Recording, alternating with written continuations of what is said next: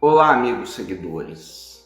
Uma loja de yoga e atletismo bem conhecida num bairro nobre de uma cidade americana com baixíssimos índices de violência. Quando num belo dia pela manhã, a gerente desse estabelecimento chega para trabalhar e percebe que sua loja se transformou num verdadeiro palco de terror, pois ela nunca imaginou que seria testemunha do que havia ocorrido na noite anterior na loja Lululemon.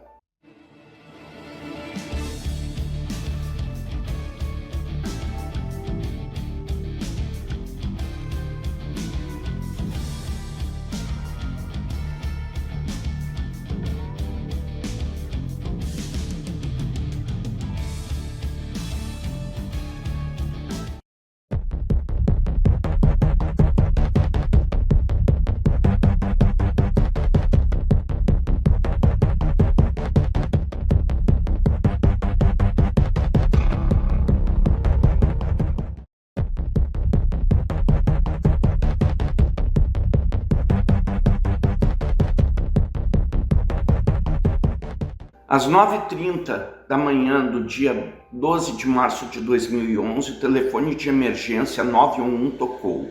A ligação vem de uma área rica da cidade de Bethesda, em Maryland, nos Estados Unidos. A cidade de Bethesda, até então, era conhecida como uma cidade pacata, devido aos seus baixos índices de criminalidade. Mas o que teria acontecido então no fatídico dia 12 de março de 2011 que mudou o perfil dessa localidade? Isso, seguidores, eu vou contar para vocês a partir de agora. É nesse momento da narrativa, seguidores, que eu vou começar a falar sobre Rachel Oertel, a gerente da loja Lululemon, situada na cidade de Bethesda, aonde aconteceu os fatos que serão narrados no vídeo de hoje. Pois é, seguidores, aquele telefonema de emergência foi algo muito atípico em se tratando daquela região até aquele momento, pois nessa ligação alguém gritava para a atendente que havia 2 pessoas no banheiro de sua loja e que uma delas provavelmente estava sem vida. E quem fez essa ligação foi a gerente já citada aqui, Rachel Oertel, que tinha descoberto o corpo sem vida de Jaina Troxel Murray ao lado de Brittany Norwood, viva, porém amarrada e ferida. E uma ambulância chegou à loja Lululemon Atletismo, onde estavam as vítimas. Logo, os investigadores chegaram ao local e lá eles começaram a juntar as peças do quebra-cabeça, sem saberem ainda que algumas das peças fornecidas não faziam realmente parte do intrincado crime que tinham em mãos. Essa gerente contou às autoridades que, ao chegar à loja naquela manhã, encontrou a cena assustadora, com um rastro de ketchup humano que percorria até a parte mais ao fundo da loja. E ao seguir esse rastro, Rachel encontrou Jaina caída em cima da poça de seu próprio ketchup humano, sem responder aos chamados da gerente. Rachel constatou que sua colega já estava sem vida. Rachel caminhou um pouco mais e acabou encontrando Brittany, que estava amarrada e com os olhos fechados, mas estava respirando. Foi nesse momento, seguidores, que Rachel conseguiu sair do choque inicial. Foi quando Rachel saiu da loja e encontrou um rapaz que a ajudou a se recompor. E na sequência, ela telefonou para o 911. Na parte de trás da loja havia pegadas sangrentas e também impressões digitais. A cena descrevia que uma das mulheres tinha tentado escapar através da porta dos fundos, mas foi puxada de volta por quem fez aquilo. O dinheiro do caixa e do cofre também tinha desaparecido, ou seja, tudo indicava que os tais homens aproveitaram o assalto para cometerem os demais crimes.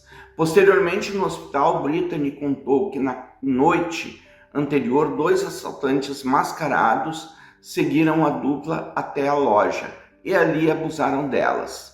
Eles tiraram a vida de Jaina, mas deixaram Brittany viva para se divertirem por mais tempo. Segundo a vítima e testemunha, na noite do dia 11, as duas tinham fechado a loja e saíram por volta das 21 horas do local. Brittany percebeu que esquecera a sua carteira e por isso elas tiveram que voltar à loja para buscá-la, pois o cartão do trem de Brittany estava dentro de sua carteira. Então Brittany ligou para a Jaina, que era quem tinha as chaves da loja, e ela prontamente voltou para socorrer a colega. E nisso havia se passado 1 hora, e lá dentro da loja, seguidores, elas não encontraram a tal carteira desaparecida.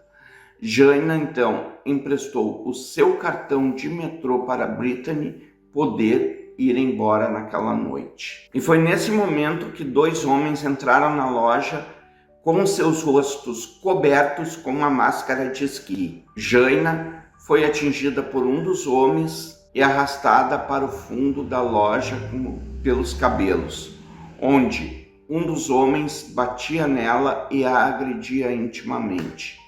Por outro lado, Brittany foi levada ao banheiro pelo outro homem, que a amarrou pelos pulsos e tornozelos com uma fita zíper e cortou um buraco na calça dela e também a agrediu intimamente. Bem, seguidores, a polícia técnica então iniciou as investigações e nessa dinâmica foram encontrados grandes tufos de cabelo de Jaina por todo lugar, o que mostrava que ela tinha sido brutalmente arrastada pelos cabelos e tentado resistir.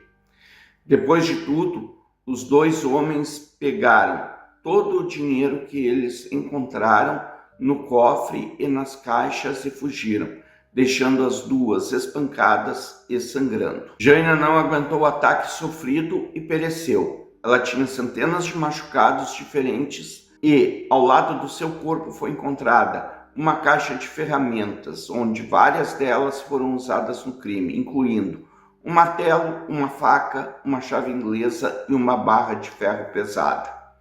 Dos ferimentos sofridos por Jaina, 107 eram defensivos, o que demonstrava que ela lutou enquanto teve forças. Haviam 25 ferimentos graves em seu rosto, e o ferimento fatal foi um esfaqueamento na parte de trás da cabeça. Um detalhe importante é que, no provável horário do fato, haviam muitas pessoas na região, pois era sexta-feira. E guardem isso na memória, seguidores, pois mais à frente voltaremos a falar mais sobre esse detalhe. Seguidores, observando a linha do tempo, um cronograma foi divulgado pela polícia indicando que os funcionários fecharam a loja às 21 horas, porém o alarme foi ligado e a porta trancada somente 45 minutos depois. Às 22h05, as 2 funcionárias voltaram para buscar um item esquecido. A carteira da Brittany, segundo a alegação dela, a polícia técnica. E foi nesse momento que os 2 homens, usando máscara de esquis e luvas, entraram atrás delas. E a gerente Raquel só encontrou as vítimas quando chegou para abrir a loja na manhã seguinte, no sábado. Até então, a polícia trabalhava seguindo a linha de que o que aconteceu com Jaina foi um crime de oportunidade, ou seja, um assalto que se transformou em abuso sexual e assassinato na sequência. Mas, afinal de contas, quem era a vítima fatal? A Jaina Murray. É sobre ela, seguidores, que eu vou conversar com vocês a partir de agora. A vítima fatal da história de hoje, Jaina Murray, tinha 30 anos de idade na ocasião dos fatos. Era descrita como valente e lutadora e que não teria hesitado em se defender, o que já vimos que aconteceu. Ela nasceu no dia 22 de novembro de 1980, frequentou a St. Louis University em Madrid, na Espanha, por 2 anos antes de se formar como bacharel em ciências pela George Washington University, em Washington. Jaina estava quase terminando seus mestrados em comunicação e em administração de empresas pela Johns Hopkins University, também localizada em Washington, quando teve a sua vida ceifada brutalmente. Parentes e amigos comentaram que suas paixões eram animais, dança e viagens, além de que ela era também uma pessoa com grande bagagem de voluntariado. O fato, seguidores, é que quando a polícia quer, ela encontra o que procura, onde quer que esteja. E a polícia começou as investigações. Iniciou indo atrás de dados locais sobre vendas de máscaras de esqui. E foi oferecida até mesmo uma recompensa de $150 mil por qualquer informação que ajudasse na resolução do caso. E eles até chegaram em um homem que se encaixava na descrição de um dos assassinos, um morador de rua que frequentava aquela região. Porém, logo liberaram o suspeito, pois não havia nada de relevante que o levasse aos crimes. Claro que, além da vítima sobrevivente, as autoridades foram em busca de imagens, mais testemunhas e outras pistas que pudessem elucidar o caso. E foi a partir daí as inconsistências começaram a aparecer. Afinal, a região onde tudo ocorreu era uma parte bem movimentada da cidade, mesmo naquele horário em que ocorreu os fatos. E, ao ouvirem os relatos dos funcionários da loja Apple, que ficava ao lado da Lululemon, muitos questionamentos começaram a surgir para os policiais. E o que foi dito pelos funcionários da Apple, eu vou falar a vocês a partir de agora. A polícia, logicamente, começou a fazer os seus interrogatórios na Apple. Um dos funcionários contou aos policiais que ouviu barulhos vindo da outra loja, como se algo pesado fosse atingido e arrastado, além de alguns grunhidos e baques, e por isso ele chegou mais perto para ouvir melhor e assim conseguiu escutar alguns gritos que pareciam histéricos e de sofrimento. Outra funcionária da Apple disse que ouviu duas vozes femininas gritando histericamente. Porém, mesmo com tudo isso, esses funcionários inexplicavelmente decidiram não se meterem e foram embora sem ao menos chamar a polícia. Bem, seguidores, a partir deste ponto aqui, as investigações da polícia começam a ficar interessantes. Ainda nas proximidades do local, os investigadores tiveram acesso ao circuito de segurança da loja Apple, sendo que as câmeras capturaram dois homens vestidos de preto e caminhando em direção à loja Lululemon, mais ou menos no horário do fato. E a polícia conseguiu chegar até esses dois homens, porém não demorou muito para ficar esclarecido que eles eram apenas dois trabalhadores de uma empresa ali da região que estavam indo até as suas casas. Mas as investigações não estavam focadas apenas em suspeitos aleatórios. Eles tinham um suspeito que, no mínimo, digamos assim, era surpreendente. Bem, logo chegaremos lá. O carro de Jaina foi encontrado a 3 quarteirões de distância da loja Lululemon e, é claro, foi recolhido pela polícia e examinado. Dentro dele, a polícia encontrou o sangue de Jaina e da Brittany, o que chamou a atenção, pois até então a sobrevivente nada tinha dito sobre ter ido até o carro da colega. A polícia então começou a questionar Brittany sobre a situação e também sobre a presença do seu sangue no carro de Jaina. E é a partir daqui, seguidores, que as peças desse quebra-cabeças começam a se encaixar. O fato, seguidores, é que a Brittany prestou depoimento à polícia e começou a dizer que não se lembrava bem das coisas. E aqui um adendo, seguidores.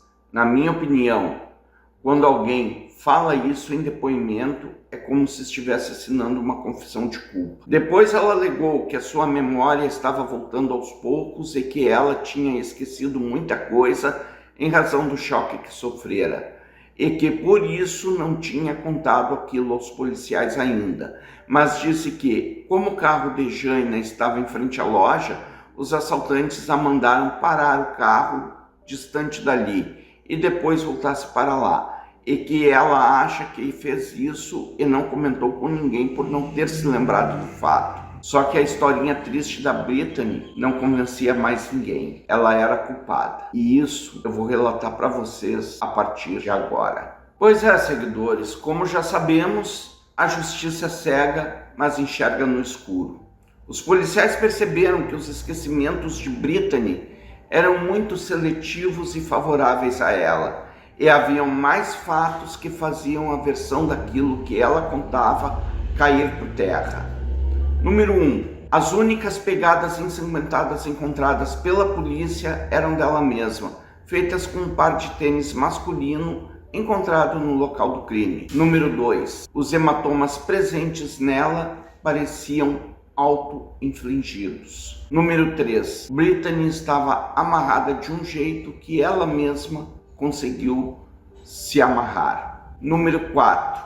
E mais importante, agora é o checkmate nas histórias da Brittany. Através de exames específicos, nem ela e nem Jaina foram abusadas intimamente. Com isso, Brittany se tornou a principal suspeita de ter tirado a vida de Jaina. Seguidores, agora vamos fazer um flashback mental aqui. O que a polícia ainda não tinha divulgado era que antes do dia 11 de março, ou seja, antes do dia do crime, havia acontecido uma reunião na loja porque havia uma suspeita de que alguém estava furtando itens do estoque da loja e todas as funcionárias foram informadas para ficarem atentas. Pois é, seguidores, e a gatuna da vez foi a Brittany. As suspeitas recaíram sobre a Brittany justamente na noite do dia 11 de março, depois que a loja fechou e ela foi revistada pela Jaina. E a Jaina encontrou um par de calças de yoga com Brittany ao revistar a bolsa dela. Ao ver as calças que estavam com as etiquetas da loja, Jaina confrontou Brittany, que mentiu que havia comprado e esqueceu de tirar as etiquetas. A discussão acabou por aí e as duas foram para suas respectivas casas, ou pelo menos deveriam ter ido. Só que a Brittany ligou para a Jaina e contou a ela aquela historinha triste de ter esquecido a sua carteira na loja. E para lá elas voltaram. E quando entraram na Lululemon novamente, ocorreu o ataque. E esse ataque, seguidores, durou entre 10 e 20 minutos, o tempo em que diferentes ferramentas foram usadas até que, por fim, Brittany separou a medula espinhal de Jaina com um golpe em sua nuca.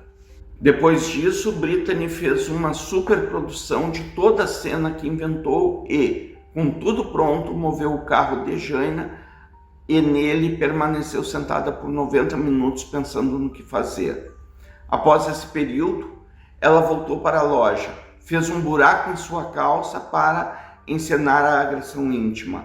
Então, ela se amarrou usando uma braçadeira de plástico e ficou no banheiro a noite toda, esperando a gerente para que as encontrasse na manhã seguinte. E com todos esses indícios sólidos e comprovados, Brittany foi presa. Um julgamento de 6 dias detalhou um assassinato cruel e as reviravoltas de uma investigação sobre uma história de fachada e uma encenação de crime, que vimos até aqui. Durante esse julgamento foi demonstrado a todos que, na necrópsia de Jaina, o legista confirmou que ela tinha 320 machucados feitos por pancadas, 99 cortes por todo o corpo, mais de 100 feridas apenas no crânio que havia sido quebrado em 8 partes. O rosto de Jaina estava muito desfigurado, com 37 feridas na parte de trás da cabeça e uma facada profunda na nuca que atingiu o seu cérebro e espinha. Encontraram pelo menos 2 armas, um martelo, uma chave de roda, 2 estiletes diferentes, uma faca, uma navalha, um metal e uma corda que foi encontrada no pescoço de Jaina. E o júri do condado de Maryland considerou Brittany Norwood culpada de homicídio em 1º grau na noite de quarta-feira pelo assassinato de sua colega de trabalho. Para quem não sabe, homicídio em 1º grau é aquele que foi premeditado e intencional, ou seja, é aquele em que houve um planejamento e uma ação deliberada para causar a morte de outra pessoa. E com isso, Brittany foi condenada à prisão perpétua sem possibilidade de liberdade condicional. No meio da prolação da sentença, o juiz criticou duramente os funcionários da loja Apple em Bethesda Hall, que ouviram os gritos da vítima na porta ao lado, mas nada fizeram. Em relação a isso, o juiz disse o seguinte: a indiferença insensível daqueles funcionários da loja Apple, eles não fizeram nada. Pois, conforme o depoimento perante o tribunal, a gerente da loja Apple admitiu ter ouvido os gritos agudos e depois ouviu os gritos e berros por volta das 22h10, através da parede compartilhada entre as lojas. Mais tarde, ela ainda testemunhou ter ouvido uma voz dizer: Deus, me ajude. Por favor, me ajude. No entanto, os depoimentos revelaram que nenhum funcionário da Apple interveio ou alertou a polícia. A raiva do juiz era tanta que o jornalista Michel Rosenwald comentou que o juiz fez um dos discursos de sentenças mais raivosos que ele já tinha ouvido. E essa raiva do juiz no tribunal refletiu a raiva de uma comunidade que ainda não tinha se conformado como uma jovem pôde ter tido a vida tão brutalmente arrancada enquanto as pessoas próximas ouviam o que estava acontecendo, mas nem ligaram para o 911. E de uma das dezenas de iPhones bem na frente delas, finalizou o jornalista na publicação do The Washington Post. E com essa reflexão de Rosenwald, encerro o vídeo com a mesma perplexidade do juiz, pois me faz refletir até que ponto chega a insensibilidade humana. Seguidores, olhem só isso. Quem é que vem fazer companhia para mim aqui, ó? A minha cachorrinha. Essa aqui é a Polly. Eu tenho certeza que o pessoal que gosta de cachorrinho, de pet, vai gostar dela também, tá certo? Vamos então às perguntas de hoje, seguidores. Número 1. Na opinião de vocês, qual a pior falha que a Brittany cometeu para que a morte de Jaina não fosse considerada um crime perfeito? Número 2. Como você vê a omissão da loja Apple nesse caso? Sim, não. Por quê? Respondam. Interajam comigo nos comentários, porque aquilo que for bom para vocês vai ser bom para mim também. A história de hoje foi essa, seguidores. Agora vou navegar pela internet e procurar novos casos para trazer ao canal. Se inscrevam se ainda não forem inscritos. Façam seus comentários sempre educadamente para não constrangerem os familiares das vítimas. Deixem um like e compartilhem o vídeo com os amigos e ativem o sininho para receberem as notificações de novos casos que eu trouxer ao canal. E me sigam lá na rede social vizinha, cujo endereço está escrito aqui embaixo. E até o próximo vídeo.